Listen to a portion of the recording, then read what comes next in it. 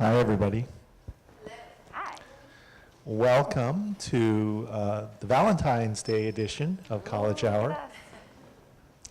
Just really quickly, I want to introduce myself and our presenters today. I'm Ed Hashima. I'm the director for the CTL Center for Teaching and Learning here at AR on behalf of my colleague Christina Wagner and our capable assistant Gabe. Thanks for showing up. College Hours every Thursday afternoon from 12:15 to 1:15, almost always right here in Rafe Hall. And just a quick couple of announcements, and then I'll hand it over to Dr. Mitchell and Alejandra. They can do what they need to do. Next week, we've got an event on Thursday, but it's over in the hub, over in the Student Center. And Unite, the Community and Diversity Center, is going to be sponsoring a screening of the documentary 13th, which deals with the problem of mass incarceration in the United States of America. So if you wanted to check that out, head on over to the hub next week at 12:15. So for today, just a request, if you would, please silence your phones so they don't go off during the presentation. That'd be much appreciated. And we're going to be here till 1:15, so if you need to leave early, just be aware that the doors can slam shut behind you, and you don't want to leave a big loud bang as you head out. All right, so I'm going to turn it over to the director of our Pride Center, Dr. Emily Mitchell, the psychology department, and she and her, you're an SPA, is that right, Alejandra? Yeah, her colleague, I'll just say that, her colleague, Alejandra Fernandez-Garcia, are going to tell us about how to be an LGBTQ ally. They've got this down to a science. And so I'm just going to hand it over to them, and they will have the stage. Okay. Science seems like a little bit of a stretch, but we'll do our best for everybody. So again, just to introduce myself, my name is Dr. Emily Mitchell. I am a psychology faculty member and also the coordinator for the ARC Pride Center. And this is my esteemed colleague, Alejandra. Hi, good morning, everybody. My name is Alejandra. I use they, them, she, her pronouns. We are part of the team of the Pride Center. We also have 4 peer mentors that work with us. And so I just want to take a moment quickly to introduce myself as well, and to let you all know that we're open 5 days a week here on campus, Monday through Friday. And so come by, stop by and see us. Our next event coming up is next week. We're going to have a silkscreen workshop with a local artist, and we are also having our staff and faculty luncheon at the Oak Cafe. So we'll be sending out reminders about that. And I will hand it back to Emily. Thank you so much. If this starts screaming, you'll let me know. All right. So today we're just going to be talking about ally training and how to be an ally to LGBTQIA students and faculty and staff. We have a long presentation, lots of stuff to talk about, so we'll get as far as we get, right? Because I want to make sure that we leave ample time for discussion, answer any questions that anybody might have. Oh. Well, we'll get to that in a minute. So before we begin, we acknowledge the land which we occupy today as the traditional home of the Maidu and Miwok tribal nations. These sovereign people have been the caretakers of this land since time and immemorial. Despite centuries of genocide and occupation, the Maidu and Miwok continue as vibrant and resilient, federally recognized tribes and bands. We take this opportunity to acknowledge the generations that have gone before, as well as the present day Maidu and Miwok people. All right, so here are some of the learning outcomes I have for our presentation, but again, it can completely evolve based on what our discussions lead to. So first, we'd like to sort of go over and understand the difference between gender identity and sexual orientation, sort of learning some of the current terminology as things change over time. Understand the current research on challenges faced by LGBTQIA+ students on campus. We'll get to the plus in a minute.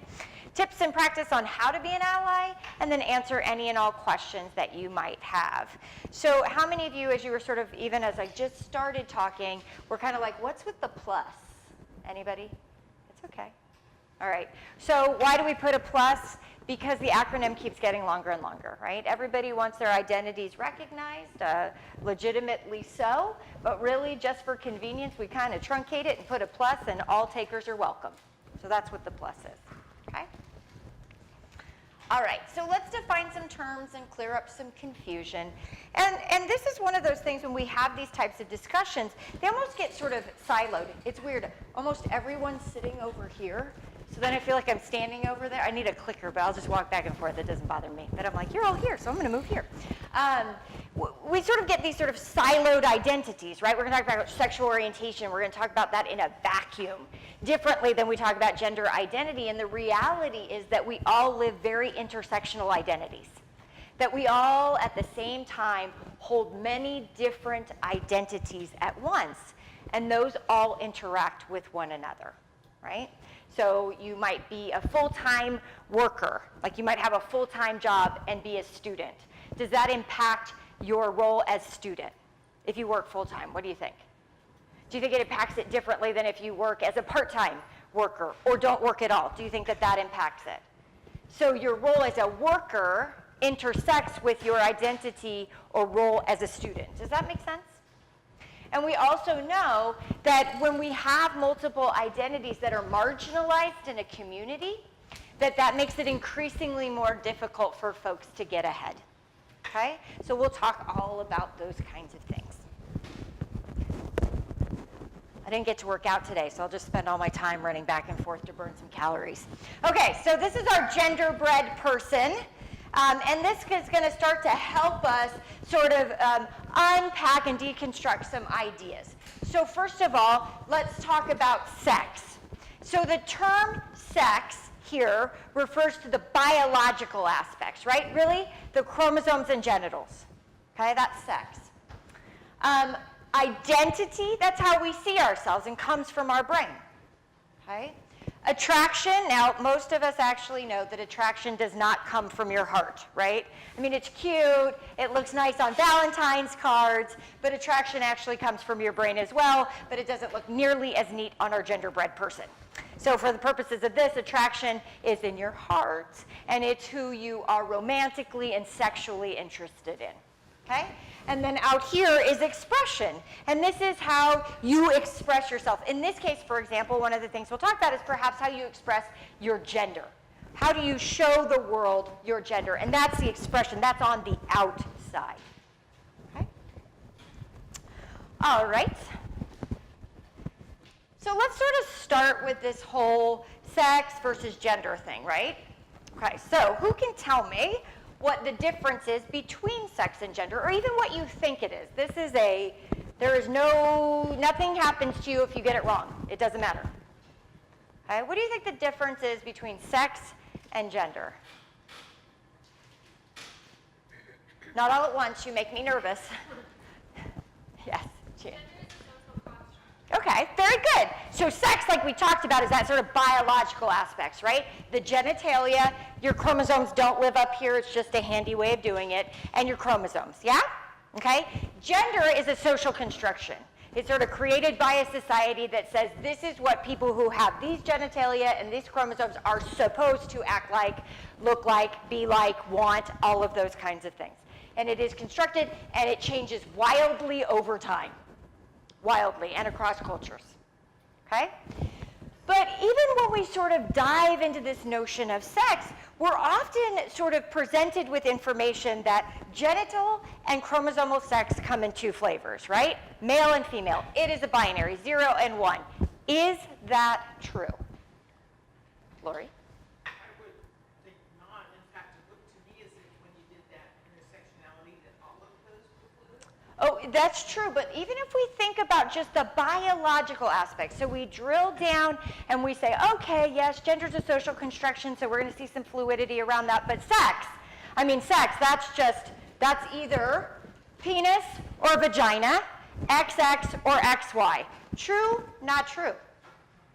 Not true at all, okay? In fact, there's actually a whole other category of folks who are called intersex, right?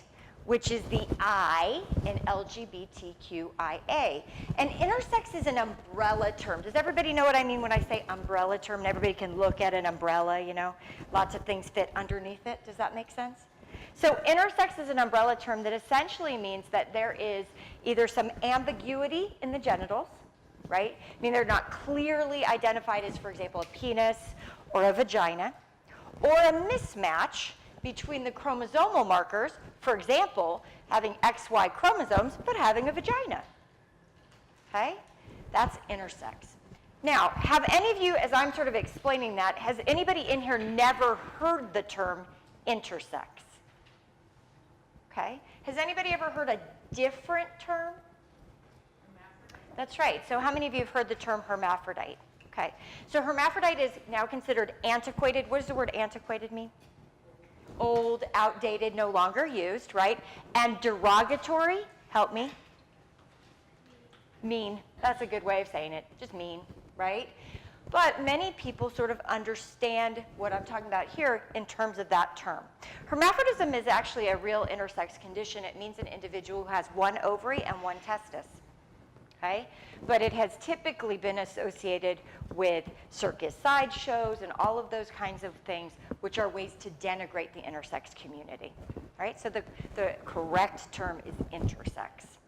Do you think that intersex is common or rare? What do you think? Like, if we just looked at the number of births of babies being born with an intersex condition, common or rare?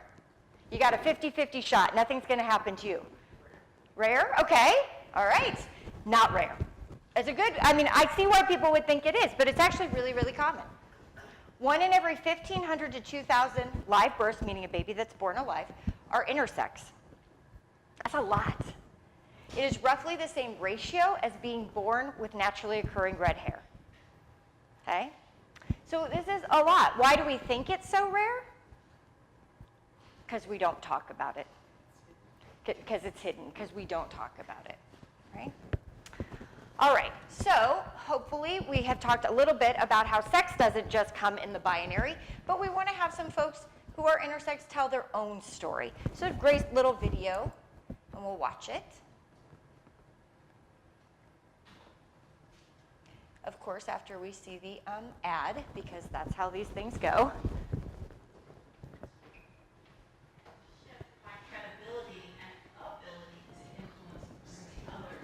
Oh, can I skip ad now? Yay. Okay. Raise your hands if you have sex.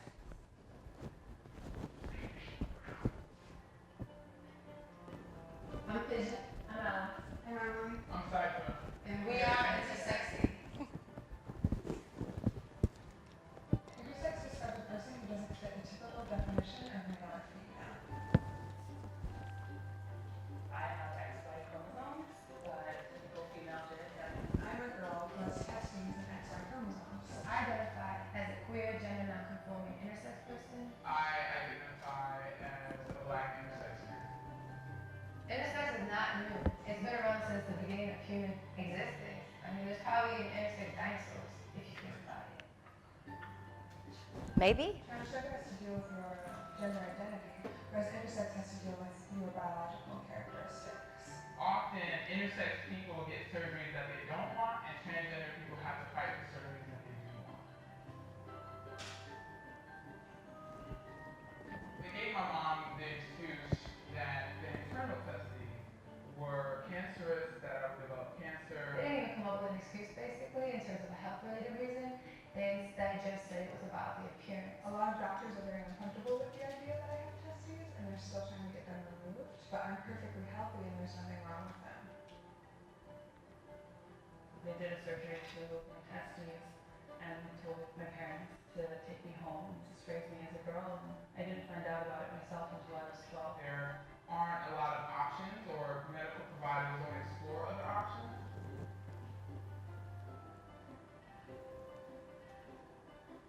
My mom would put me in dresses, and she would be like, "Oh, aren't you so cute? And you're so pretty." And I was like, "Yeah, this is horrible." I was put on a hormonal treatment, which consists of estrogen and progesterone. I just wanted to belong. I wanted to fit in. I didn't want to be different. So even though I knew something felt amiss, I conformed.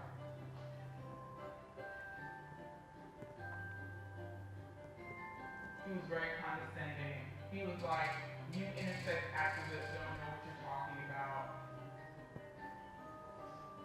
It's difficult for intersex people to find each other because from an early age we're told not to talk about our bodies. I did feel like I was the only one. my doctors always told me there's nobody else like me. And so it just perpetuates a vicious cycle of shame and stigma that we can't break out of. I would tell another intersex person that you are worthy, you are lovable. Your body is your Intersex people don't need to be fixed. There's nothing wrong with them. I know you feel like you might not be able to get through this. I know you might have really dark thoughts, but I want you to know that meeting other intersex people and finding a community or a support group can be one of the most important aspects in your healing process. And we're out there. We're out here. We're here. And I just hope you can find us. I see it. Are they auto-generated or are they? All right. So now that we've sort of unpacked the notion that biological sex only comes in the binary, now we're going to turn our attention to identity as well, right? One's personal internal sense of their own gender. So cisgender, just by a show of hands, if you've heard it, great. If you haven't, that doesn't make you a bad person. How many of you have ever heard the term cisgender? Okay, great. So cisgender just means that a person's gender identity, their internal understanding of their own gender, comports with or goes along with the sex they were assigned at birth. Okay? So I identify as a cisgender female. I am biologically female, assigned female at birth, and I identify as female. So I am cisgender. My identity and my biology go together. Does that make sense to everybody? So one of the things that we kind of want to look at are the ways in which our society are set up to privilege certain groups of people. And when you don't belong to the other group, you sometimes don't realize what it is to walk through the world as another group. Does that make sense? So we're just going to go through a few of these around cisgender privilege. So strangers don't assume they can ask me what my genitals look like or how I have sex. So I can say definitively, I have never, ever been asked in general conversation what my vagina looks like. Nobody's ever asked me that. But for trans folks, this happens regularly, right? And that's pretty uncomfortable, would we agree? I don't have to hear, so have you had, quote, the surgery? Okay? I don't know what the surgery is. There isn't a surgery. There are many surgeries, and people are free to avail themselves of any of them or none of them. Our gender identity is not contingent upon the way we express our gender or the way our bodies work, right? So one of the things I usually do in my own classes, because I teach human sexuality, is when we talk about this, sometimes people have a hard time. So again, I've already told you that I identify as a cisgender female, right? Would we find it acceptable to have, say, a breast size requirement to identify as a female? Like, would we be comfortable with that as a society? Like, would it be okay for us to be like, well, look here, we've decided if your breasts aren't this size, you cannot call yourself a female. Would we feel like comfortable with that? Like, are we going to do breast checks on the way in? Like, what's going to happen there, right? So we have to think about those kinds of things. Requiring that somebody make their body look a certain way for us to decide that they get to claim an identity seems pretty absurd.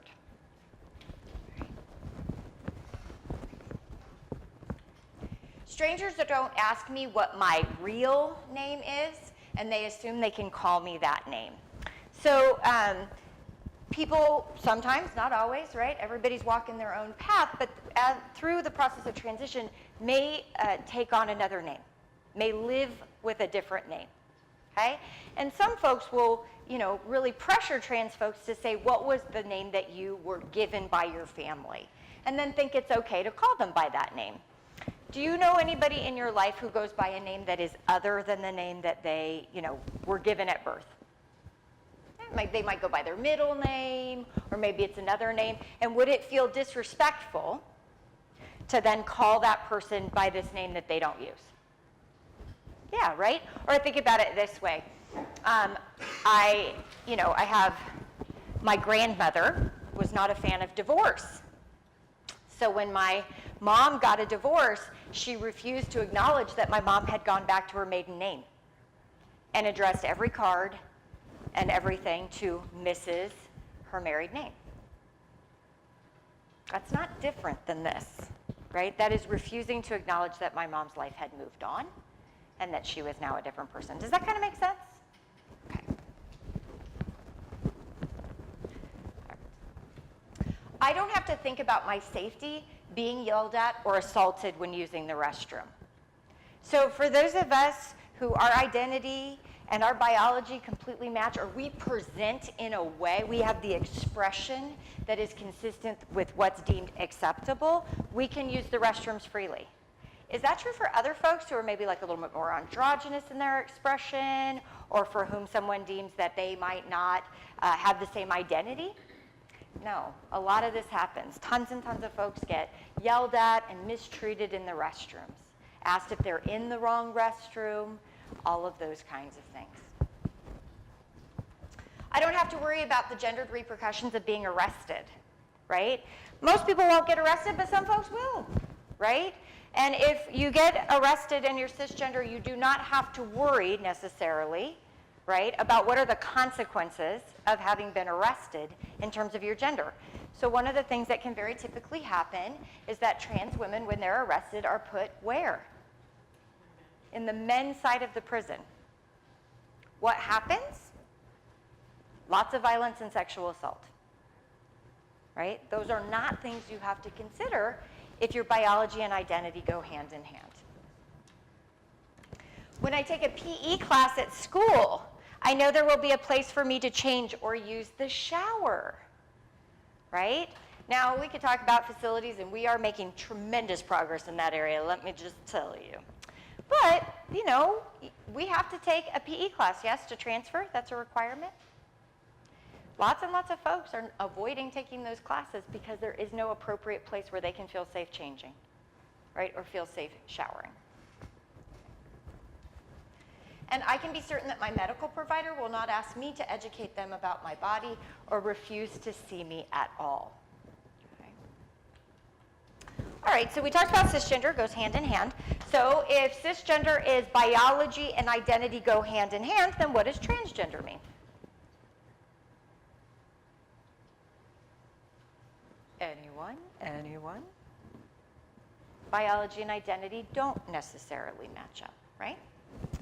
All right, so some of you may have heard the terms M to F. Anybody, just show of hands, have you ever heard that before? Okay, a little bit older term, male to female or male transition to female. Today, the more appropriate term would be a trans woman, okay, a trans woman. FTM, female to male, or a trans man, okay? And sometimes people are like, I don't want to mess this up, I want to do a good job, but I get confused. I don't know what I'm supposed to say, trans woman, trans man. Always go with the expression. What is the person putting out there? So this is Laverne Cox. What kind of expression is Laverne Cox putting out there? Feminine? Yes, everything that she is putting out there is feminine, yeah? Okay, so she's a trans woman. Okay?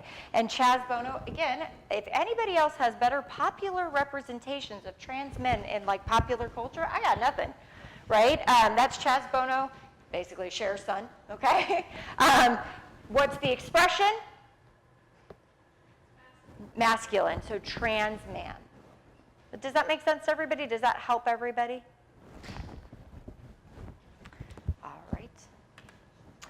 All right, but then it gets a little bit more complicated. Just like our sex discussion got a little bit more complicated, so does the issues around identity get a little bit more complicated. So people may identify as non-binary. Who can help me to understand what non-binary means? Like if I say, I am non-binary, what do you think that means? Okay. So binary means yes, no, on, off, zeros, ones, okay? So essentially in this conversation, it would generally mean someone who identifies as neither male nor female. So they do not identify with those polar ends. Gender nonconforming, often often more about whether their identity conforms with our standards, the general social standards, right? So someone may say, I'm gender nonconforming, which means that they don't hold those same identity requirements that the society might have. Gender fluid? What does fluid mean? Moves, right? So they may move along the spectrum between male and female.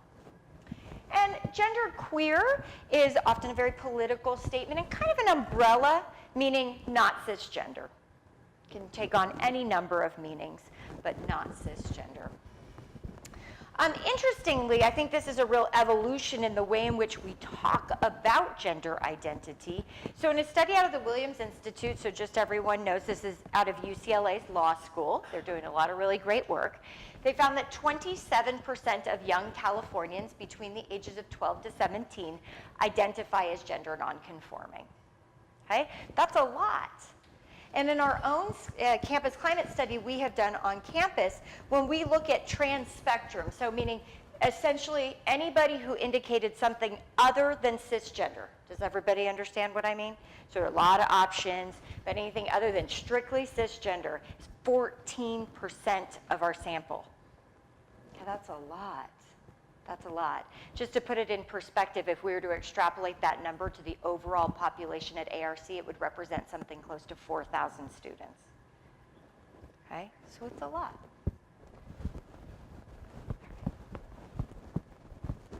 All right. Now expression, we've sort of talked about this a little bit. Expression sort of runs on a continuum, of course, on a spectrum from masculine presentation. Now this is masculine expression. Does that necessarily have anything to do with your genitals? No. Does it even necessarily have anything to do with your identity? No, right? So for example, this doesn't necessarily make someone masculine presenting, but does anybody in here know somebody who identifies as a cisgender female and does not wear a dress? Ever. Right? Ever.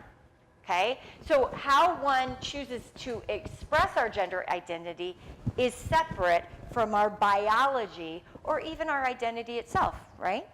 Okay, so it can range from masculine, kind of in the middle is androgynous, right, to a feminine presentation or expression. Again, separate from biology and even separate from identity. Okay. Anybody know the comedian Eddie Izzard? No? Okay, well, never mind then. All right. So now we're going to talk about sexual orientation. So what do you understand is, so we sort of talked about gender identity, my personal understanding of my, gender. What do you know sexual orientation to be? What is this about? Okay, I'll tell you. All right, so sexual orientation is really who you're sexually or romantically attracted to, right? So heterosexual or straight. First of all, no one walks around saying that person's a heterosexual, right? So the words we actually use in society are more like straight, yes? So what does that mean? It means you're sexually or romantically, for the purposes of this presentation, we're going to put those two together, but we do know they can be different. But that's just like, level 2 training. So, all right, so what do we mean when we say someone is straight? They're attracted to, interested in the opposite sex. Very good. All right? Gay or lesbian. So gay kind of umbrella term, right? Could be applied to females or males, but also is more likely to be applied to men, right? Lesbian is typically applied to women, right? Okay. What does it mean? You're romantically and sexually interested in the same sex, right? So why not just go around asking people, particularly men, if they're a homosexual? Okay, why is it offensive? Can you ever separate language from history? Not really, right? Aren't there terms, whether we're talking about racial or ethnic groups, or we're talking about sexual orientation, that are tied to particular historical contexts? So in the 1970s and 80s, the term homosexual was really to vilify gay men and to equate being a gay man with being a child molester, right? So if you ask that question in that way, you're very unlikely to get people to answer. Okay. Bisexual, what does it mean? Attracted to both, very good. Does that necessarily mean attracted simultaneously to both? No, bisexuality is often equated inappropriately with hypersexuality, as if someone is always looking for a new partner. That is not what that implies. It only means that the individual is open to sexual and romantic relationships with either male-identified folks or female-identified folks. Asexual? Never heard of it? Asexual folks, not really interested in sexual relationships. It's just kind of not their jam, right? Doesn't mean they don't have fulfilling romantic relationships, doesn't mean that they don't have partnerships, but typically sex is not a part of it. Okay? Pansexual. Are these people who are attracted to pan? No. What does pansexual mean? They're really attracted to people throughout the spectrum. Sometimes we say hearts, not parts, but maybe we should say all hearts and all parts. Maybe that's more appropriate, right? So does not matter to the individual whether they have male or female genitalia, male or female gender identity, or anywhere else in the spectrum, okay? And queer, again, is that sort of umbrella term, right? Meaning anything other than straight. Okay, it can be any number of different identities, but anything other than just strictly straight.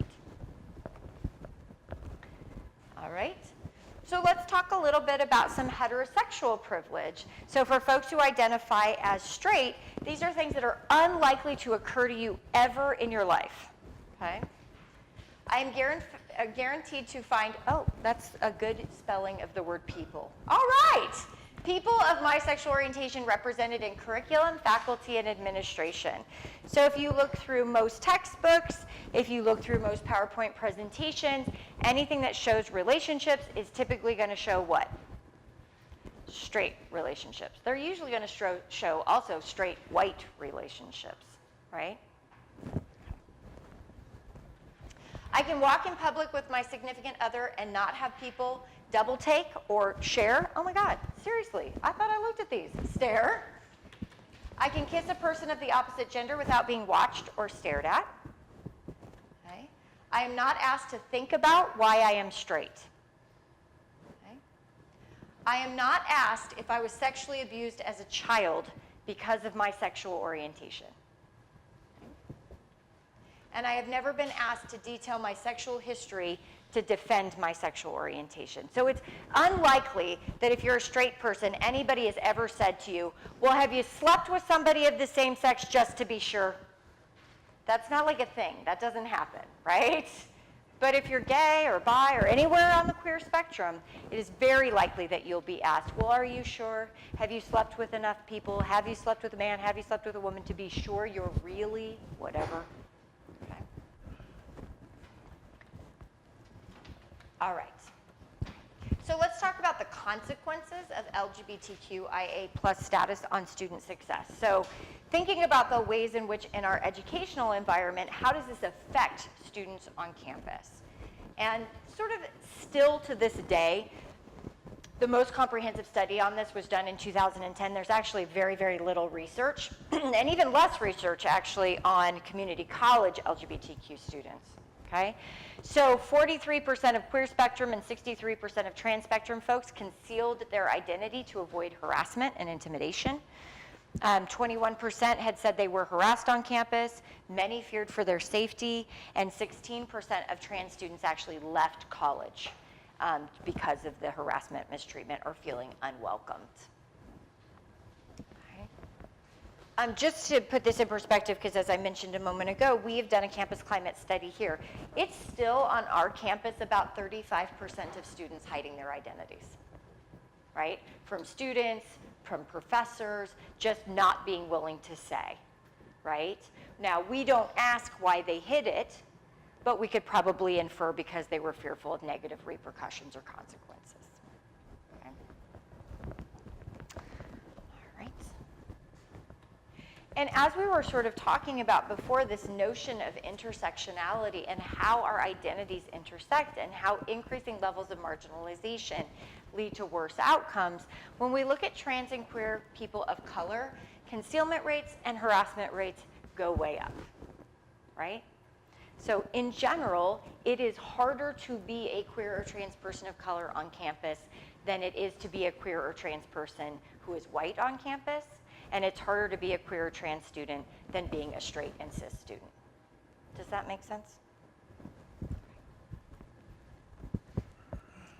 All right, so what are ways that we can be an ally? What should you do? How do you handle this? So here's a little quick video, it's very cute, on 5 tips for being an ally.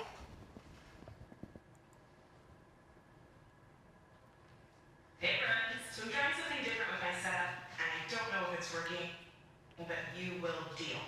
Imagine your friend is building a house, and they ask you to help, but you've never built a house before. So it'd probably be a good idea for you to put on some protective gear and listen to the person in charge. Otherwise, someone's going to get seriously hurt. Look, I'm helping! It's the exact same idea when it comes to being an ally. An ally is a person that wants to fight for the equality of the marginalized group that they're not a part of. We need your help building this house, but you probably should listen so you know what to do first. Let's do this.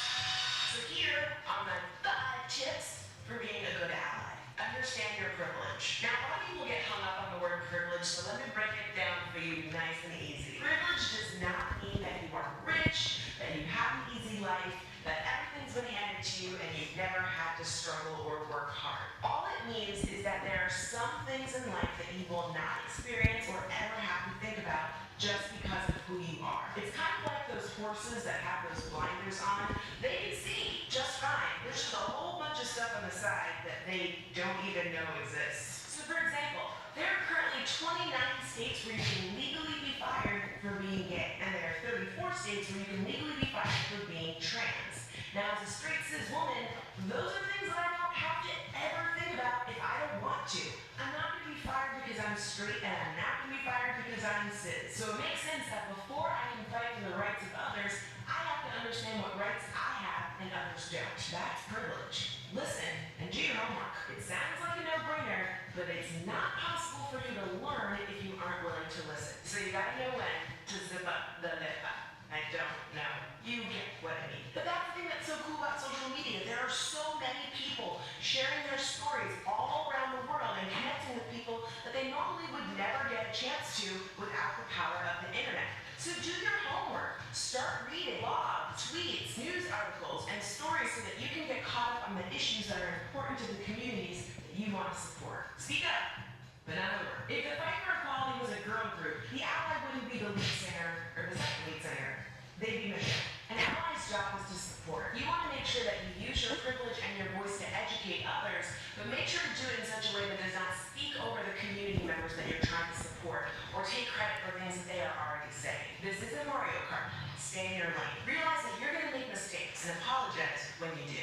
Nobody's perfect. Unlearning problematic things takes time and work, so you are bound to mess up and trip and fall. No good. But don't worry, you can brush yourself off and get right back up. Back up! Just remember that it's not about your intent, it's about your impact. So when you get called out, make sure to listen, apologize, commit to changing your behavior, and move forward. Last, but certainly not least, actually the most important thing on this list is remember that ally is a verb. Saying you're an ally is not enough. You gotta do the work. 1 through 4. 1 through 4. As always, there are links in the video description box to some of the things I mentioned in this video. All right. Let me go back to our presentation.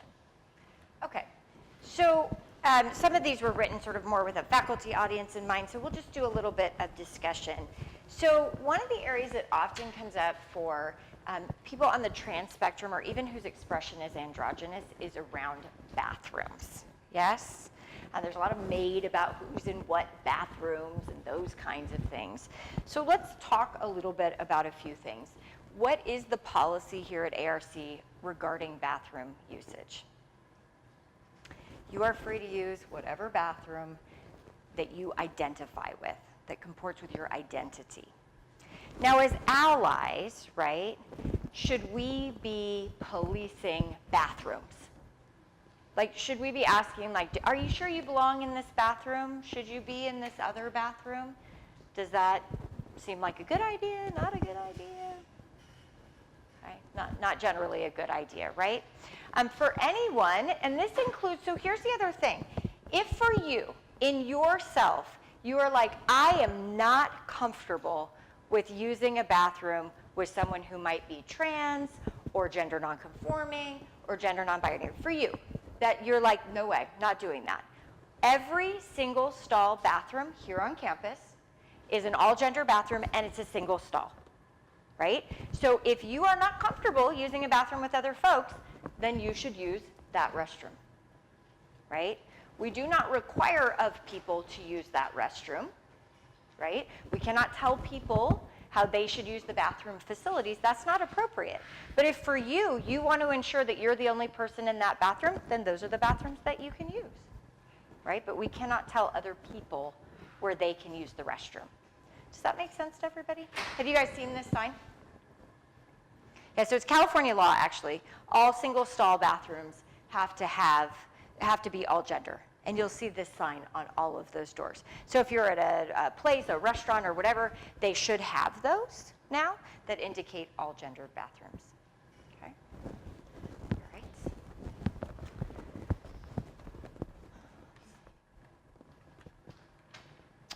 So let's talk a little bit about pronoun usage and also indicating an affirmed or lived name. So do you know if there's a way on campus, and this doesn't matter if you're on the trans spectrum or you just actually live with a different name that's your legal name, right? Do you know if there's a way that you can indicate that name? Gianna? Yeah, well, it'll import into Canvas, but you can do it on your e-services. So under e-services, I'll just show you the screenshots they're in the process of changing like as we speak. So under e-services where it says your profile, it's called preferred name at the university. It's not our favorite, but that's what you'll see. You can indicate a name. So if you actually live your life as your middle name, or you are separated from someone whose last name you share, that might be a parent, that might be a romantic partner, that might be a spouse, and you no longer wish to use that name for any number of reasons, right? You can indicate those on e-services, and that is what will show up on Canvas. That is what will show up in your email. That is what will show up on everything that basically has to do with the university that is not a legal document, okay? FAFSA application still in your legal name, right? Those kinds of things. We can't do anything about that, but we can certainly get you some services or help around legally changing your name. And sometimes this comes up, sometimes it doesn't.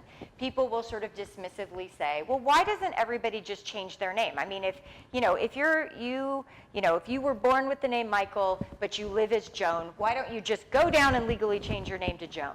Yeah? Anybody have any idea what it costs to change your name? It's almost $400. $387, and it requires at least 3 visits to the courthouse. And I did the bus route. It'll take you 2 hours on the bus. So it's pretty prohibitive for folks, right? I don't know about you, but I don't got $400 extra in my budget, right? That would mean the family wasn't eating. Okay, so you can do that on e-services. How many of you have heard of or even entered into any conversation around pronouns or have noticed that this has come up more? Yeah, right? So this idea of like people introducing themselves and saying, you know, my name is Emily Mitchell, I use she, her pronouns, and maybe that kind of threw you off and you don't know what's going on and why is that happening? So for folks who are on the trans spectrum, being misgendered, which means having pronouns used that do not go along with your identity, are really hurtful. Right? So it's just generally a good course to just ask, hey, I use she, her pronouns. How about you? Right? What's also another just like easy way to go? What's a pronoun you could use kind of universally? They, right? People, my grammarians in the room are going to get all upset with me. They is only for the plural. That's not true, is it? Really, in the standard course of the way we use English, is that really the case? I got an email the other day from someone, and I didn't recognize the name. The name is in another language, and I don't have any idea who this person is. Does that make sense? Okay? And I have no idea. So how did I respond? They sent me an email. How many of you have done that too? Right? So it's not actually as weird as people think it is. Or use their name.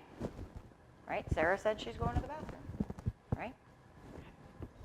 You can put it on your email. This may not be as relevant for students in the room, but you can certainly do it if you want to add it to your signature. All right. And here's a little, let's see how much time we have on. Yeah, sure. A little thing on pronouns. Oh my god, okay. So I have to slow it down. What?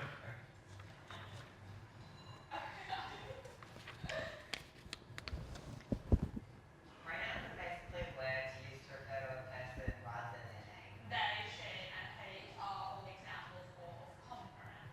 He and she are gendered pronouns. She's typically used by people who identify as female, and he's typically used by people who identify as male. However, he or she pronouns are sometimes used by people who don't identify as strictly male or female. Some people prefer gender-neutral pronouns. Gender-neutral pronouns are generally used by people who identify as genderqueer or non-binary. A few common gender-neutral pronouns are they, thee, and they, but there are a whole array of gender-neutral pronouns. People think long and hard about the pronouns they like to use and why. If you use the wrong pronoun for someone, that's what's called misgendering. When a person has new pronouns, it can take a bit of getting used to, but it's really important to use the right ones. A person's identity is very important, and it's completely important to respect that. So when people use the wrong pronouns for me, I find that I've gone through all this effort to kind of come out and be myself, and it's kind of just thrown back in my face. Coming out for me was mainly awkward, with a lot of people that used to know me who didn't understand. I think there's a lot of misunderstanding. When people get my pronouns right, it makes me feel like I'm, being myself, and people are responding to that, and just like respecting me as a person. When people get my pronouns right, I feel respected by them, and I end up feeling a lot more comfortable around them. Sometimes, if you identify someone with a different pronoun that they don't identify as, you can potentially actually upset them. And I don't think you should be upsetting someone in this process, and that's why I think it's very important to know what someone identifies themselves as and respect it. It's not about like you're a terrible person if you mess up, or you're a terrible person if you make accountable. It's totally not. But it's more about making that extra effort for someone that you do care about, or just kind of being a bit considerate that everyone has different needs, and it's just a really cool thing to do for a person. And I think it's easy to not quite get that, or just see it as, there's a person who's mad at you, and outwardly they might be a little bit upset, but inwardly what they're feeling that's motivating that reaction is so much more an understanding that they're not hating on you, it's just that they really got a bit fed up, a bit hurt. It's not always easy to come out and tell people that you're trans. Never assume someone's pronouns, just ask if you're not sure. Using the correct pronouns is a pretty big deal, and it's a really awesome thing to do. This is probably the Okay. So they sort of alluded to this in here. But what do you do if you mess up? It's going to happen. It's totally going to happen, right? So, mistakes are part of the deal. So what do? Correct and move on quickly, right? So you use the wrong pronoun, you say she instead of he, he, and then move on. Don't make it about you. Oh my God, I'm so sorry. I really do see you this way, right? That just brings more attention and all of those things. And then I generally say, you know what? If you feel like you've hurt somebody's feelings, do what you always do when you hurt someone's feelings. Circle back privately and apologize. Hey, I'm really sorry. I know that hurt your feelings, and I'm sorry. I apologize. Don't make excuses. Just apologize, openly and honestly, right? And then move on and try to do better next time. So what should you do? Well, how many of you know that there is a way for you to report if you feel like you have been mistreated on campus? How many of you know that? Okay. So hopefully you've seen some of these flyers around. So if you feel like you have experienced any act of intolerance committed because of your race, ethnicity, sexual orientation, gender identity or expression, religion, or any other aspect of identity, you have a right to bring that to the university's attention, right? And we want you to know that, okay? It's not okay, it's not fine, and we want you to feel comfortable in reporting those kinds of things. All right. So these are some of the final takeaways, and then I'll open it up for questions, and then I'll just ask to borrow 5 minutes of your time just for an evaluation of this training so that we as a center can always be getting better at what we're offering to you guys.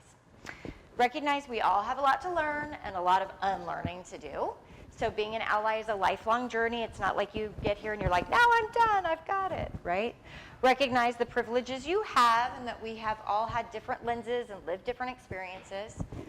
Listen, affirm, and guide students or like your friends on campus, those kinds of things, to resources, and actively challenge policies, practices, and programs that exclude LGBTQIA+ people. Okay? And if you need anything, you can always reach us at the Pride Center or in the hub. We're right next to Unite. If you put us in a Google search, ARC Pride Center, we're the first thing that comes up. And you can find us any number of ways. Does anybody have any questions? Yes? What are some of the changes that are happening on campus right now? Yeah, so a lot. I sit in a lot of meetings. So first of all, we now have a unified way to change one's name so that every platform across every campus at LRCCD, so the entire Los Rios Community College District, indicates the quote preferred name. The center would prefer that to be called lived or affirmed name, but we all know what I'm talking about at this point. So outside of legal documents, your name, the name you live with, exists in every modality, and no one knows what your legal name is. That's pretty big. In addition, we are actively working on, TikTok, it should happen soon, that people can get a student ID card in their preferred or affirmed name. We're working very hard at getting a Pride Center at every Los Rios Community College District. To put this in perspective, there are 8 community colleges in the nation that have a staffed center that serves the needs of LGBTQIA+ students. 8 in the nation. 1 in Colorado, 1 in Minnesota, 6 in California. Okay, that's pretty good. We are right now working with facilities very actively to have single stall changing facilities and single stall showering facilities. This does not only affect LGBTQIA students, but also students for any number of reasons, cultural, religious, or just personal, need more body modesty or desire greater body modesty. And we honor all of those paths and all of those needs. We are working on all of the onboarding processes for employees, staff, right? So that there is information on all the healthcare providers in terms of trans and queer resources to faculty and staff. Also, the preferred names in e-services for faculty and staff as well. And a myriad of other ones I can list for you if you'd like later. Okay. Yeah, absolutely. Any other questions? All right, well, if I could take just a few moments of your time just to fill out this evaluation. Again, it's just so that we can get better at what we do. I would greatly, greatly appreciate it.